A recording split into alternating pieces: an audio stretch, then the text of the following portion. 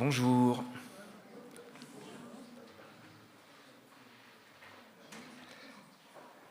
Soyez les bienvenus dans cette église de Bergerac pour ce culte que nous allons passer ensemble. Je vais prier pour placer ce moment devant Dieu. Seigneur, merci pour ce moment que tu nous permets de mettre de côté dans notre vie, dans cette vie où tout court, tout va vite.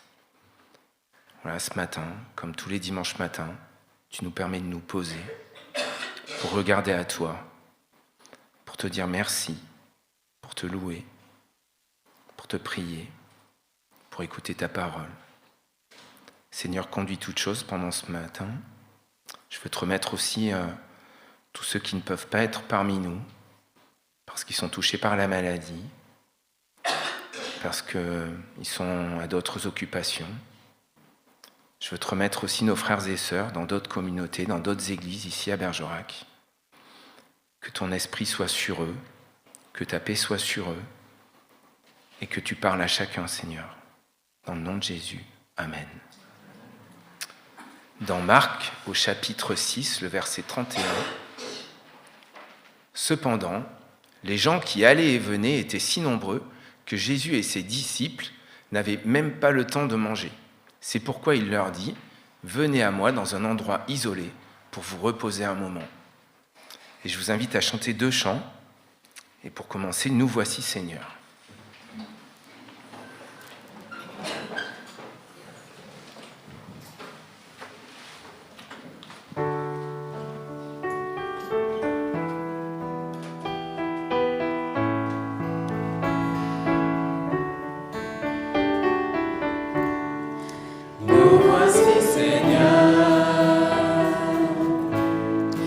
Pour louer ton nom.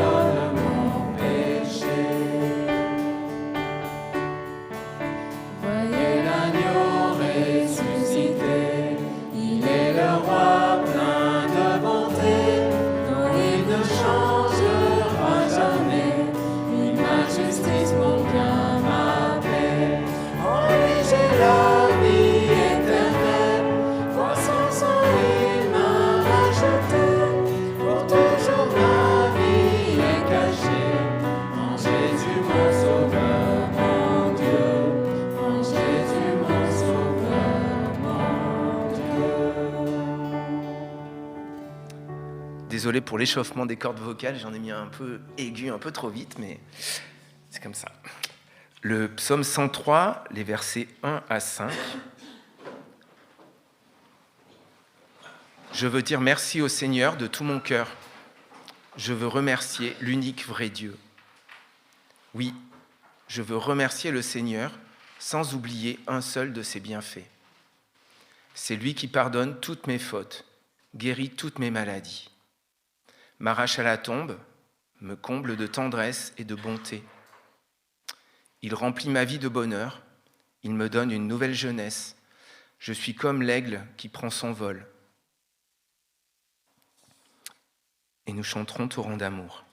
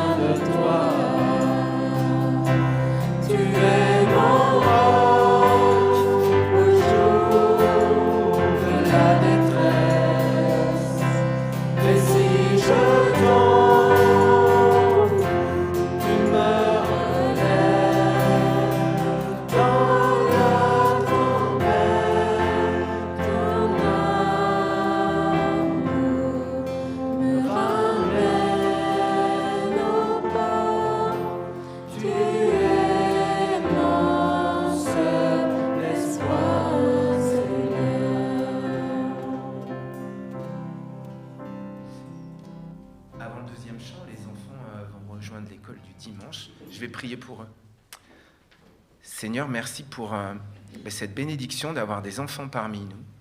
Merci aussi pour les moniteurs qui s'occupent d'eux. Seigneur, conduis toutes choses pour eux, pour ce moment qu'ils vont vivre ensemble. Que ton enseignement, l'enseignement qui va leur être donné, puisse leur servir plus tard, puisse leur servir dès maintenant, mais aussi plus tard.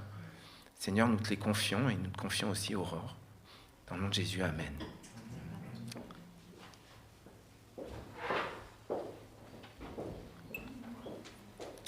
Et nous chanterons le chant de Cédric, C'était toi.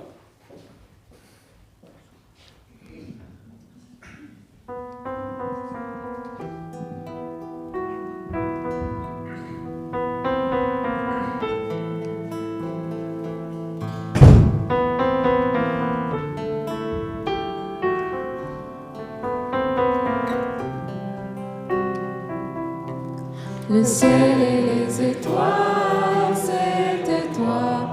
Ces couleurs sur la toile, c'était toi. Ce vent gonflant la voile, c'était toi.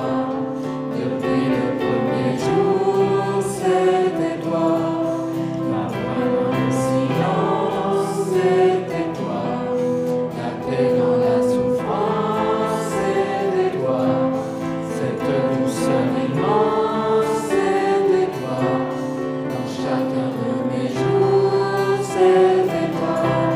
Et quand je vois le ciel, les traces de tes pas, que suis-je au éternel, pour que tu penses à moi. Quand se posent mes yeux sur ton immensité, de toujours, oh mon Dieu, j'en reste émerveillé. La création du monde, c'était toi. Le temps qui suit sa ronde, c'était toi. Cette joie imminente, c'était toi. Depuis le premier jour, c'était toi. Quand j'étais un enfant, je te crois. Le regard impatient, tu es là. Dans la main qui se tend, je te vois. Si j'ouvre un peu les yeux, tu es là. Et quand je vois le ciel, les traces de tes pas, que suis-je au éternel, pour que tu penses à moi. Se posent mes yeux sur ton immensité, que toujours, oh mon Dieu, j'en reste émerveillé. Créateur du ciel, ô Dieu de l'infini, sois la gloire éternelle et le fruit de nos vies. Nos voix comme un cœur s'élèvent jusqu'à toi, pour louer la splendeur d'un si grand Dieu que toi. Le Créateur du ciel, ô Dieu de l'infini, sois la gloire éternelle et le fruit de nos vies. Que nos voix comme un cœur s'élèvent jusqu'à toi,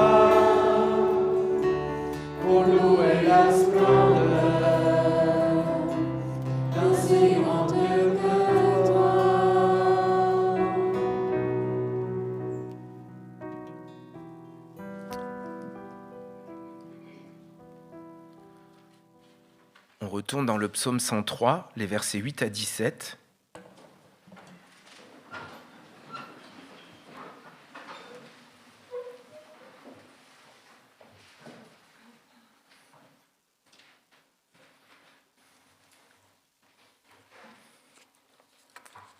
Plan B. Le Seigneur est compatissant et bienveillant, patient et d'une immense bonté. Il ne fait pas constamment des reproches. Il ne garde pas éternellement rancune. Il ne nous a pas punis comme nous l'aurions mérité. Il ne nous a pas fait payer le prix de nos fautes. Sa bonté pour ses fidèles monte aussi haut que le ciel au-dessus de la terre. Il met entre nous et nos mauvaises actions autant de distance qu'entre l'Est et l'Ouest. Le Seigneur aime ses fidèles, comme un père aime ses enfants. Il sait bien, lui, de quoi nous sommes faits, d'un peu de poussière. Il ne l'oublie pas. La vie de l'homme fait penser à l'herbe, comme l'herbe des champs, qui commence à fleurir, mais périt dès que passe le vent brûlant. La voilà disparue, sans laisser de traces. Mais la bonté du Seigneur pour ses fidèles dure depuis toujours et durera toujours. Et je vous invite à chanter « Car ta bonté ».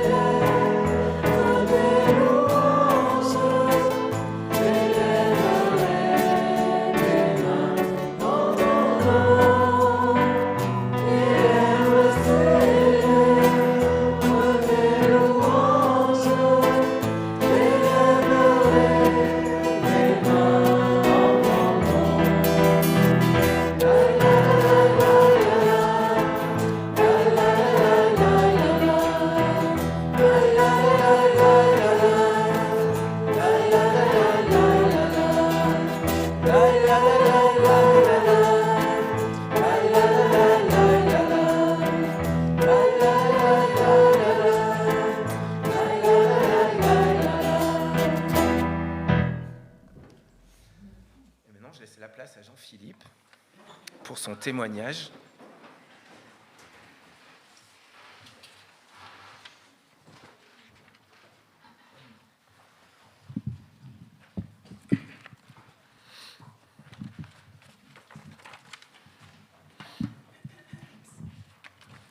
Bonjour à tous.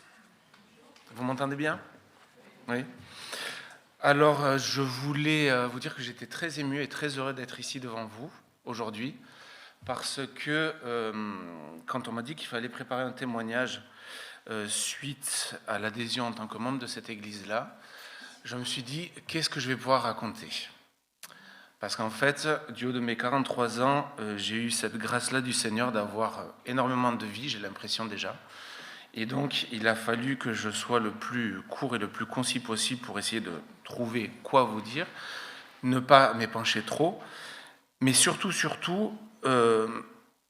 réfléchir à quelle était la teneur de ce témoignage. Et en fait, en faisant, je ne sais pas si vous le faites souvent, moi ça faisait très longtemps que je n'avais pas fait cet exercice-là, de regarder tout ce qui s'était passé dans ma vie.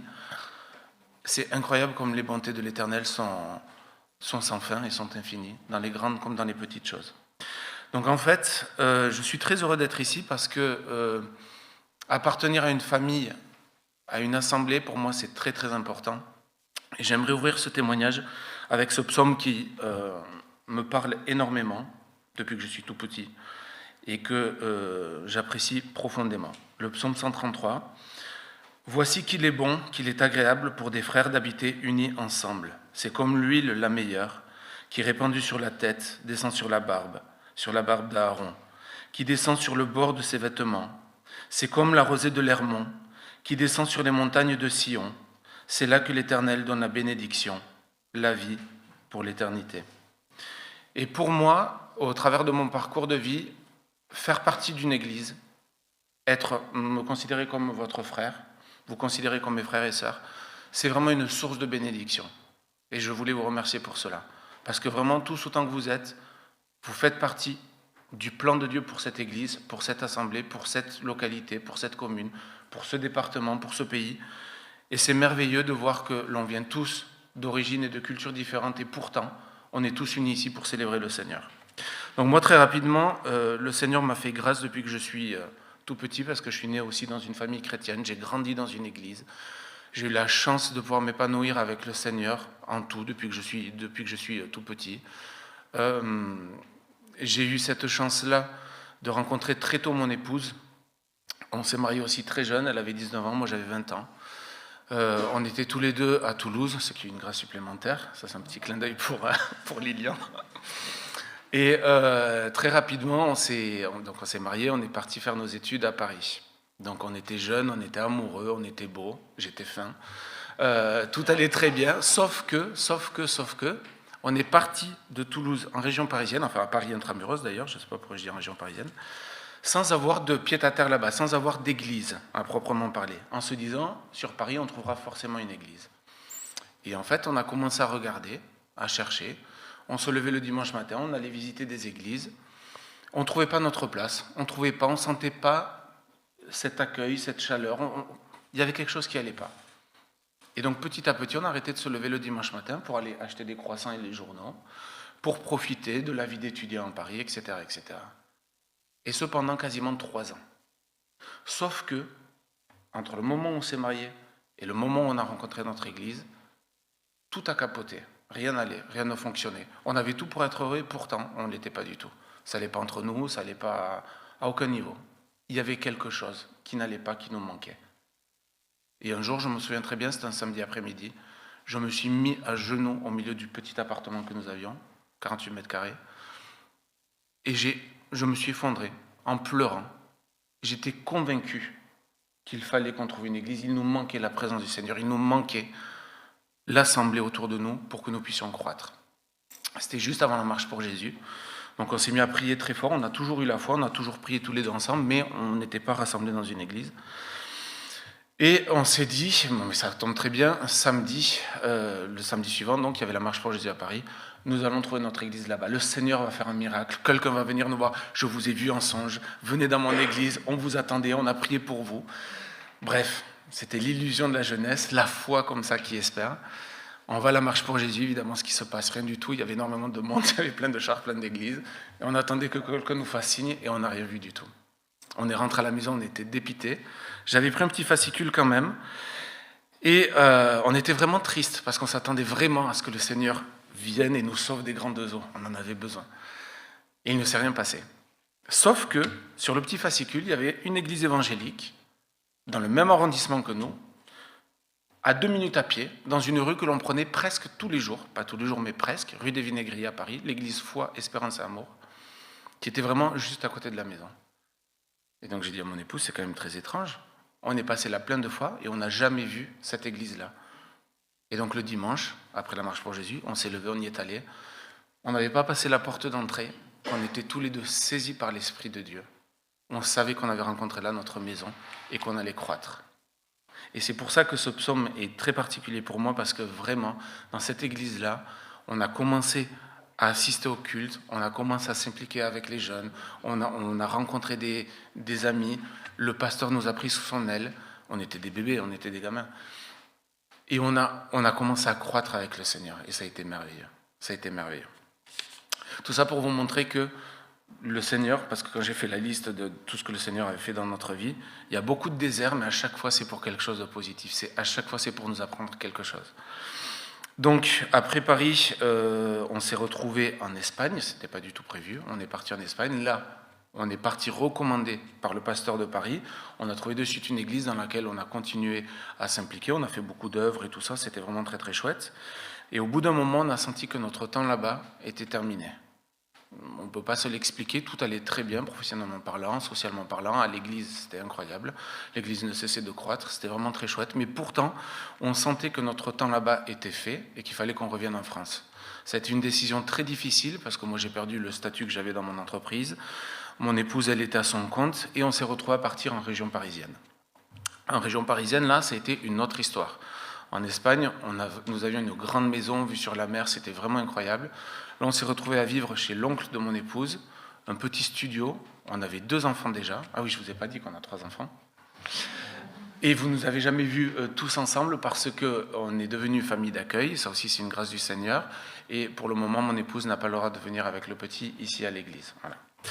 Vous savez tout sur la famille. Donc, j'en étais à l'Espagne, que nous sommes revenus en France. Et alors, je vais vous raconter très succinctement un petit miracle pour vous montrer ce que le Seigneur fait. Quand on est revenu en région parisienne, il n'y avait que moi qui avais un CDI. Mon épouse était à son compte, comme je l'ai dit, et ça, pour les banques, ça ne vaut rien du tout. En région parisienne, c'est très difficile de trouver ne serait-ce que pour louer quelque chose. Et donc, on s'est retrouvé pendant 2-3 mois à vivre chez l'oncle de mon épouse, dans un petit studio de rien du tout, 28 mètres carrés, avec les 2 petits, c'était très très compliqué, très difficile. Et ce qui a été encore plus difficile, c'est que donc c'était la région parisienne, c'est quand même difficile, on rentrait dans les agences immobilières, et quand on leur expliquait ce qu'on cherchait, un appartement avec au moins 2 chambres, avec le petit salaire que j'avais moi, mon CDI, et elle qui n'avait strictement rien parce qu'elle lançait l'entreprise, on ne nous faisait même pas nous asseoir, on nous rigolait au nez. On était ce que vous demandez, c'est impossible, c'est impossible. Et on commençait vraiment à désespérer parce que à 4 dans 28 mètres carrés, c'est long, c'est très long, très très long.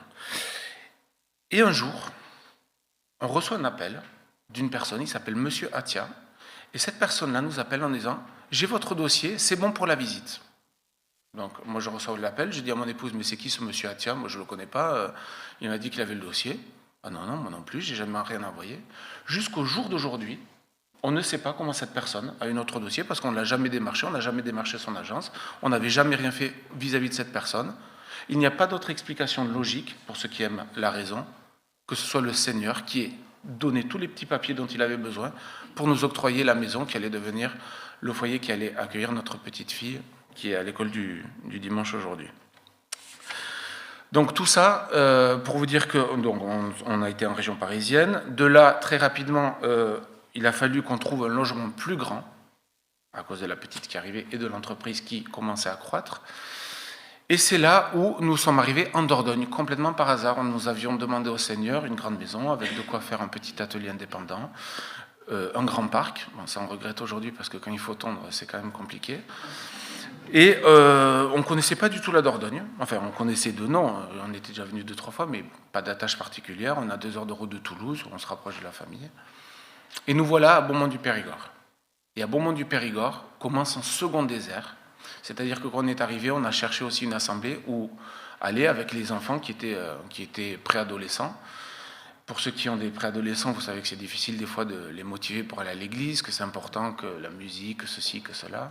Donc on a cherché, et puis c'est pareil. Le Seigneur a permis que pendant quasiment 10 ans, on aille aux ADD à Périgueux, à Villeneuve-sur-Lot, qu'on vienne voir ce qui se faisait ici, qu'on aille sur Bordeaux à Momentum, etc., etc. Et on ne trouvait pas notre place. Le Covid est arrivé, culte à la maison, vous connaissez tous l'histoire. Et puis au final, arrive ce même ressentiment de devoir chercher absolument une famille de foi dans laquelle continuer à croître, dans laquelle continuer à être béni et à pouvoir bénir. Et c'est comme ça que je suis arrivé chez vous. C'est-à-dire que à l'été 2025, pareil, un gros poids comme ça, je me disais non, le moment est venu pour qu'on trouve une église. Il faut qu'on trouve une église. On ne peut pas continuer comme ça. Il faut qu'on trouve une église. C'était un besoin impérieux. Yael, ma petite, me disait, papa, tu sais, moi je veux vraiment qu'on retrouve une église. C'est important pour moi. Alors qu'elle avait 9 ans. Le Seigneur parle par la bouche des enfants. C'est très beau. Et en revenant ici, ce qui s'était passé à Paris il y a 18 ans, 20 ans, cette chaleur, cette présence de Dieu, cet amour qui émane de vous, cet amour qui émane de la présence de Dieu au milieu de vous. Et donc c'est pour ça que je suis là aujourd'hui devant vous. Je vous remercie pour tout ce que vous êtes, pour qui vous êtes, pour tout ce que vous faites. Et je remercie le Seigneur pour tout ce qu'il fera encore à travers vous, pour moi, mais aussi pour les autres qui sont amenés à venir ici. Voilà, c'était mon petit témoignage.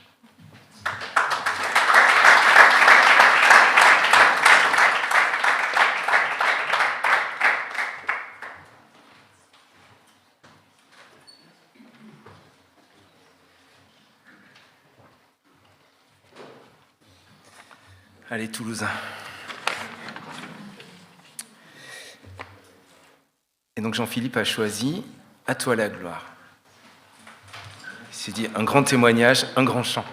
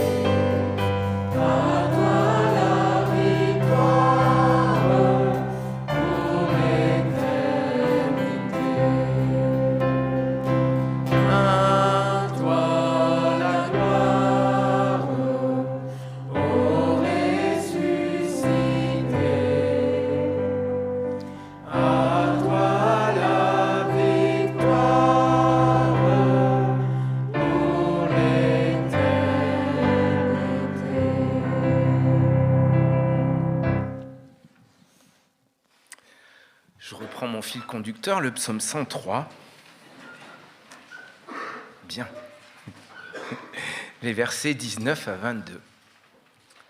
Le Seigneur a dressé son trône dans le ciel. Il règne sur tout ce qui existe.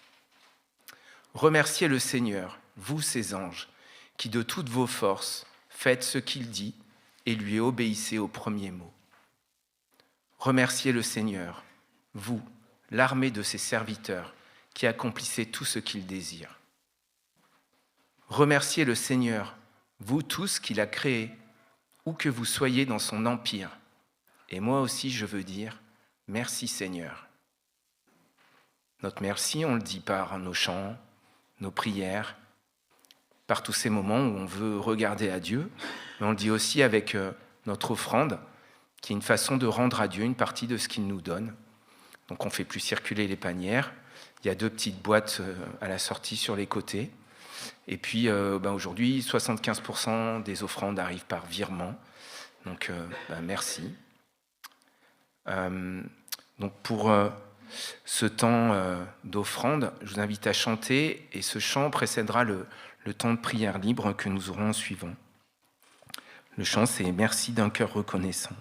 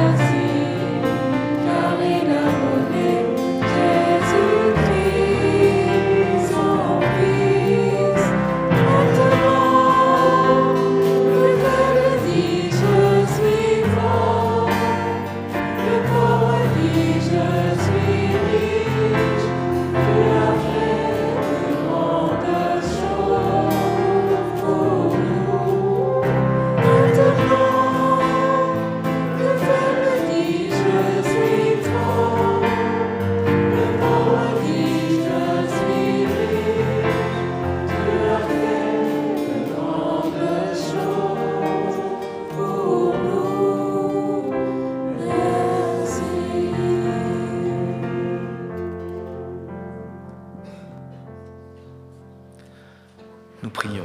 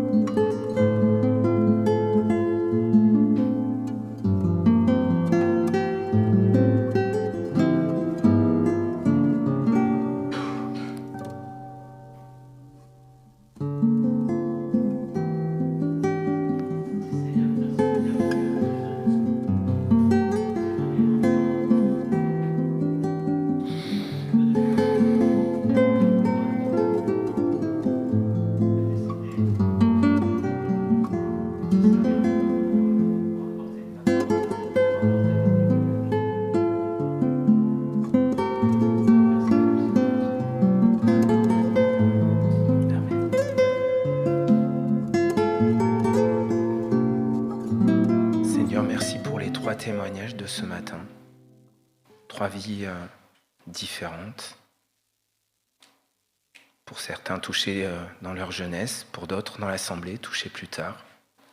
Mais tous ont fait le choix de te connaître, ont fait le choix de te donner leur vie et de t'accepter comme Seigneur.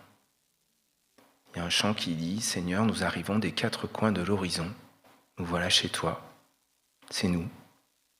C'est cette petite assemblée où chacun sans toi ne se connaîtrait pas. Chacun sans toi ne pourrait être assis ici, avec quelqu'un à côté qu'il ne connaissait pas avant. Seigneur, ces miracles du quotidien, ces miracles, c'est aussi des miracles du quotidien dans cette Église. Tu nous encourages, tu nous bénis, t'envoies des clins d'œil, t'envoies des réponses fortes, pas toujours quand on les attend, mais tu veilles sur chacun d'entre nous. Tu as prévu quelque chose pour chacun d'entre nous. Des fois, tu veux nous apprendre la patience, mais tu veilles sur nous. Seigneur, merci pour tout ce que tu as déjà fait. Merci pour tout ce que tu as prévu encore. Donne-nous juste d'être de bons outils entre tes mains, de savoir regarder justement à ces petits miracles, ces grands miracles, ces clins d'œil dans le quotidien ou dans l'épreuve. Amen. Amen. Je laisse la parole pour la Sainte Seine. C'est qui préside la Sainte Seine ? C'est toi. Merci.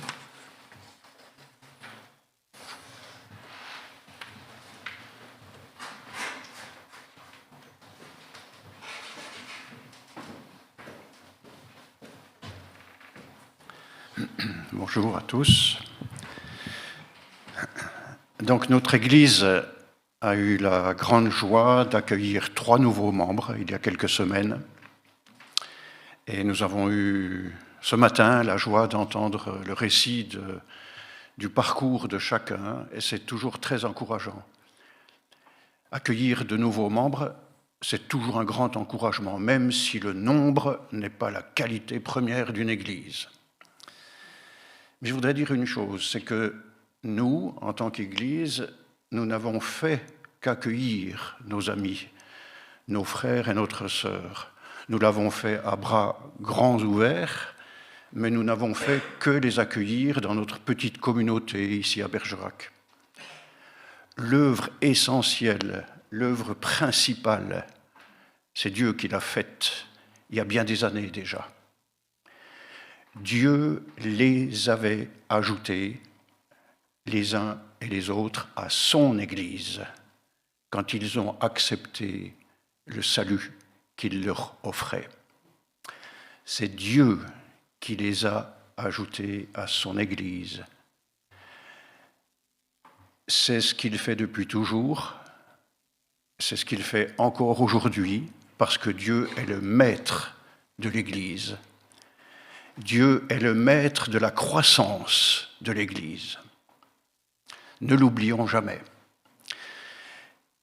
Vous le savez, l'évangéliste Luc écrit dans le livre des Actes, au début du livre, dans le chapitre 2, il écrit le récit de la naissance de la première Église à Jérusalem. Et nous lisons dans ce texte que Dieu ajoutait chaque jour à l'Église ceux qui étaient sauvés. Ça, c'est un texte important. Dieu ajoutait chaque jour à l'Église ceux qui étaient sauvés. C'est lui qui le fait. Remarquez qu'il n'est pas dit « Dieu ajoutait chaque jour à l'Église ceux qui pensaient la même chose sur tous les sujets » ou bien ceux qui se ressemblaient, ceux qui étaient de la même origine, de la même culture, ceux qui avaient suffisamment de points communs ou d'atomes crochus pour pouvoir bien vivre ensemble. Ce n'est pas dit comme ça, et ce n'est pas ça. Dieu ajoutait chaque jour à l'Église ceux qui étaient sauvés. Et Dieu, aujourd'hui, ajoute à l'Église ceux qui sont sauvés. C'est le seul point commun. Nous sommes ensemble dans l'Église parce que le Seigneur nous a sauvés. Notre seul point commun, c'est que nous sommes tous absolument incapables de plaire à Dieu par nous-mêmes, d'expier nos fautes par nous-mêmes, de nous sauver nous-mêmes. C'est lui et lui seul qui l'a fait. L'apôtre Paul, et tout le Nouveau Testament le dit, l'apôtre Paul le dit en particulier à bien des reprises dans ses lettres. Nous venons de le voir encore récemment dans notre étude biblique, dans la lettre aux Corinthiens. Il vous a lavé, il vous a régénéré, il vous a sauvé, il vous a rendu juste aux yeux de Dieu. C'est lui qui l'a fait, c'est l'œuvre de Jésus-Christ et pas autre chose. Notre point commun, ce qui nous lie, ce qui nous rassemble, ce qui nous unit les uns aux autres, c'est ce que Jésus a fait pour nous. C'est ce que nous voulons rappeler maintenant, encore une fois, en prenant le pain et le vin qui nous rappellent le corps et le sang du Seigneur qui ont été offerts pour nous. Je demanderai à John, à Guy et puis à Stan de s'approcher pour faire le service. Merci. Nous prendrons les éléments, donc, et puis nous nous attendrons pour prendre ensemble le pain et le vin.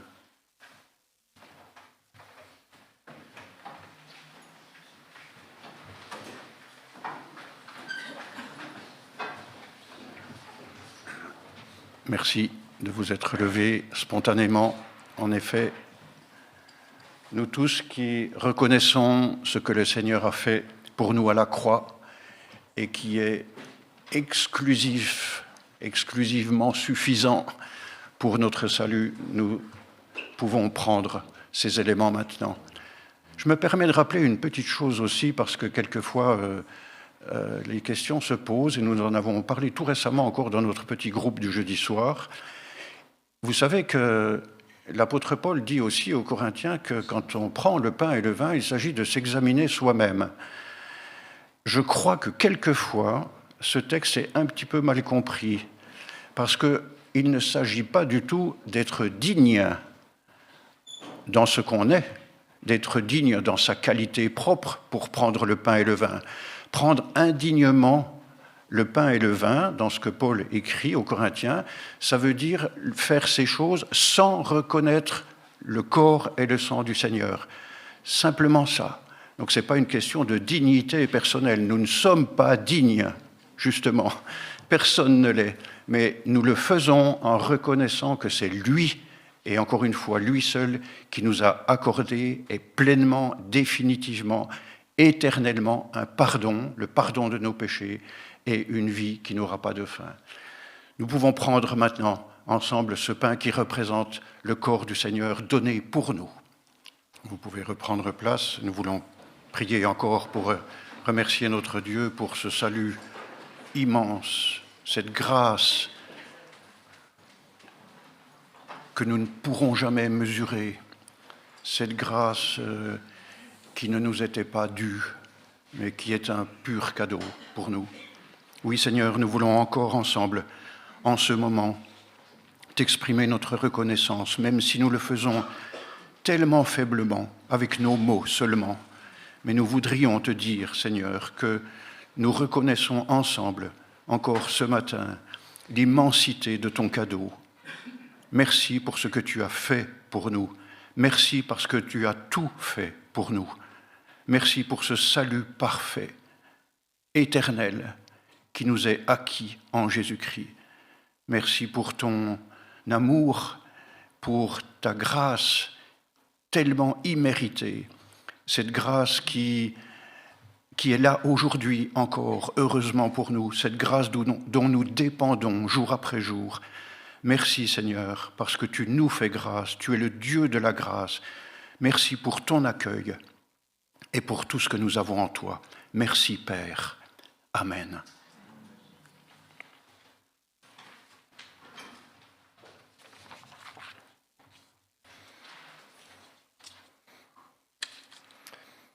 Et je vous invite à vous lever pour chanter « Jésus-Christ, je repense à ton sacrifice ».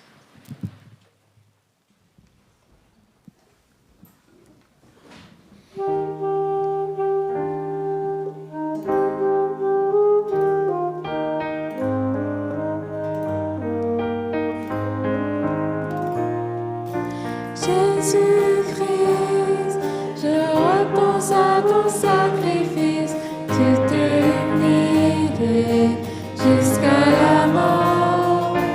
Bien souvent, ce don de vie m'a bouleversé et je suis ému à nouveau. J'en suis ému à nouveau. À nouveau, je regarde à la croix où tu es mort. Je suis humilié, brisé par ta miséricorde. À nouveau, merci. À nouveau, je répands ma vie. Mais aujourd'hui, tu règnes dans les lieux très hauts, où devant moi, je m'inclinerai. À présent, émerveillé par ton salut, mon cœur t'exalte à nouveau. Mon cœur t'exalte à nouveau. À nouveau, je regarde à la croix où tu es mort. Je suis humilié, brisé par ta miséricorde. À nouveau, merci. À nouveau, je répands ma vie.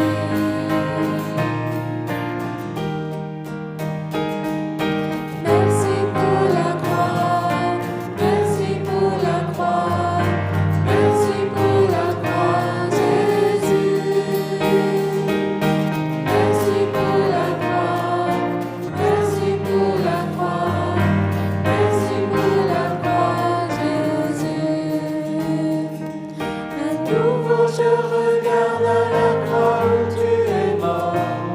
Je suis humilié, brisé par ta miséricorde. À nouveau, merci. À nouveau, je répands ma vie.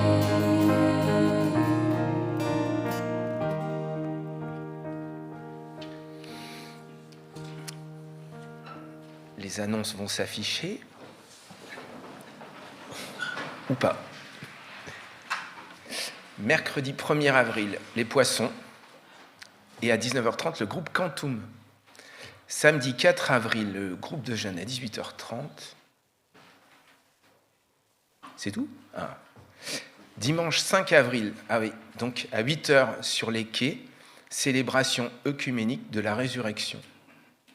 À 10h, alors, culte en commun à la salle Cyrano.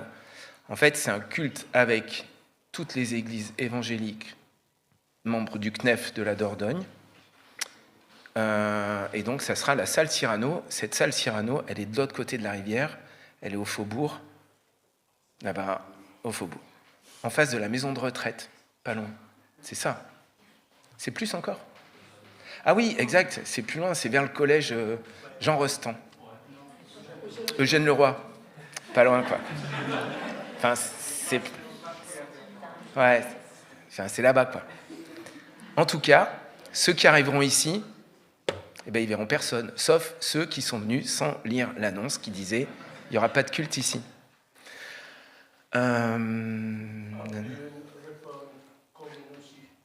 Tirer du sac ou pique-nique ? Un repas en commun. Donc chacun amène quelque chose qui sera partagé. Ok. Table espagnole.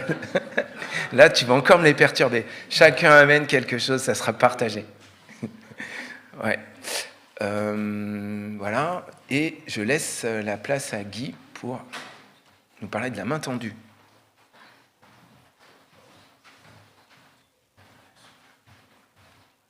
Trois minutes. La main tendue, c'est en fait l'association culturelle qui s'associe à l'Église évangélique libre, qui est l'association cultuelle. Donc, comme chaque année, on a une assemblée générale le même jour pour essayer de ne pas séparer les deux axes quand même de la vie d'Église. L'axe plus spirituel, c'est l'association loi 1905 de séparation de l'Église et de l'État, déclarée en préfecture, l'association cultuelle. Et l'association culturelle, c'est l'autre loi qui permet de faire en sorte qu'il y ait des choses qui peuvent être imaginées sur un plan social, culturel. Et donc l'association culturelle, je crois, maintenant, ça fait plus de 15 ans qu'elle existe ici, dans l'église, avec l'église de Bergerac. Et donc, il y a 15 jours, 3 semaines environ, quand on a eu l'Assemblée générale, il y a eu l'élection du bureau, enfin du conseil d'administration. Du moins, s'il y avait des changements, et notamment il y en avait un, c'était la présidence qui devait changer. Et donc, sont membres du conseil d'administration, je vais leur demander de se lever pour que vous puissiez les voir. Il y a Simone, qui est ici, Sandrine, qui est ici, Lucie, qui est là-bas, et Stan, qui est ici, et moi-même. Lucie est la trésorière, comme à l'église. Sandrine est la secrétaire, donc elle fait toutes les actions vis-à-vis de la préfecture et tant d'autres. Et j'en suis le président depuis donc, que le bureau, le conseil d'administration s'est réuni. Donc voilà, c'est une première chose que vous sachiez, que la main tendue, voilà qui c'est qui peut être, disons, interpellé pour une certaine démarche, éventuellement d'aide qui peut être demandée, ou un prêt qui peut être assuré, une aide qui peut être donnée aussi parfois avec des bons d'achat, avec Intermarché qui est à côté. On peut remettre 10 euros, 20 euros, 30 euros, jusqu'à 50 euros en bon d'achat, exclusion bien sûr de l'alcool et des cigarettes, mais en bon d'achat pour faire en sorte que s'il y a jamais il y a des personnes qui sont en particulier dans l'Assemblée en difficulté, eh bien ils puissent faire face à leurs difficultés au quotidien. Donc ça c'est une dimension sociale, je dirais, du quotidien qu'il s'agit d'avoir en tête. Si vous vous voyez en difficulté, ne restez pas sur le bord du chemin. Si vous voyez des personnes en difficulté dans l'Église, signalez-le. Aidez-les peut-être à se signaler elles-mêmes. En tout cas, qu'il n'y ait pas de personnes qui puissent se trouver trop en dehors du coup, si je puis dire, de la vie au quotidien. Et puis, donc, s'il y a une association, il y a aussi des cotisations. Donc, j'appelle ceux qui sont déjà membres de l'association. Si vous n'avez pas payé votre cotisation, allez voir Lucie pour payer votre cotisation, qui est de 10 euros seulement. Si vous n'êtes pas encore membre, vous pouvez le devenir, moyennant ce paiement en particulier de la cotisation de 10 euros. Donc n'hésitez pas à vous signaler si vous voulez devenir membre de cette association. C'est vraiment pour faire en sorte qu'il y ait un peu plus de ressources finalement humaines, mais aussi en argent, pour faire face aux divers besoins de l'Église et des personnes qui tournent autour de la vie d'Église. Parmi les choses qui sont vécues avec l'association, il y a des projets, notamment lorsqu'il y a eu les camps de jeunes à la Costette et ailleurs maintenant, il y a eu des soutiens de cette manière-là. La marche des héros aussi a été soutenue par l'intermédiaire de l'association. Il y a divers projets comme ça. Cet après-midi, ce sont les enfants de l'école du dimanche qui vont aller au cinéma avec l'aide de l'association pour pouvoir voir le film David et Goliath, David. Donc c'est le cinéma qui permet la vision de ce film. Vous êtes bienvenus à tous, mais ce n'est pas l'association qui vous payera votre place. On ne paye que les places pour les enfants. Bien sûr, l'Église, la Bible recommande à ce que chacun puisse être de petits-enfants, mais quand même, voilà, on ne pourra pas se permettre. Mais voilà, donc c'est cet après-midi que l'association va pouvoir aider les enfants à vivre quelque chose ensemble avec le cinéma, voir le film David. Donc voilà, c'est tout ce que j'avais à dire. J'ai dû épuiser mes 3 minutes. Si Lilian veut revenir, il peut. Waouh! Je ne sais pas ce qui se passe avec Clermont, mais il se passe quelque chose. Hein. Merci Guy. Non, c'est juste parce que parmi les 3 qui ont fait leur témoignage ce matin, c'est pas Laurence, c'est pas le plus petit des 2 garçons. Et il y en a un, quand on se présente, il me dit « T'es né où ?» Clermont-Ferrand. Oh, elle est moche, cette ville. Deuxième truc, il dit « En plus, ils ont un club de rugby. Je déteste ce club. Je suis né à Clermont-Ferrand. Et ça, j'ai passé toute mon enfance et ma jeunesse dans ce club-là. T'es un gros malade. T'es un gros malade. Et Dieu sauve, parce que sans l'amour fraternel... Par contre, c'est lui qui va payer l'apéro pendant toute l'année. Et donc, il y a apéro à l'issue du culte dans la cour. Mais avant de se quitter, donc, Colossiens chapitre 3, le verset 15. Que la paix du Christ règne dans vos cœurs. C'est en effet à cette paix que Dieu vous a appelés, en tant que membres d'un seul corps. Soyez reconnaissants. Et je vous invite à chanter « Louez-le ».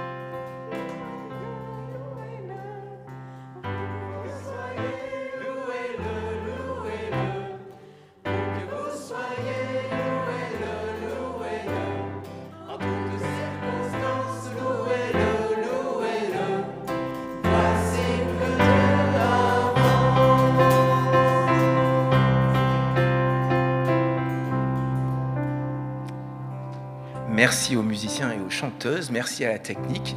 Bon apéro, bon dimanche.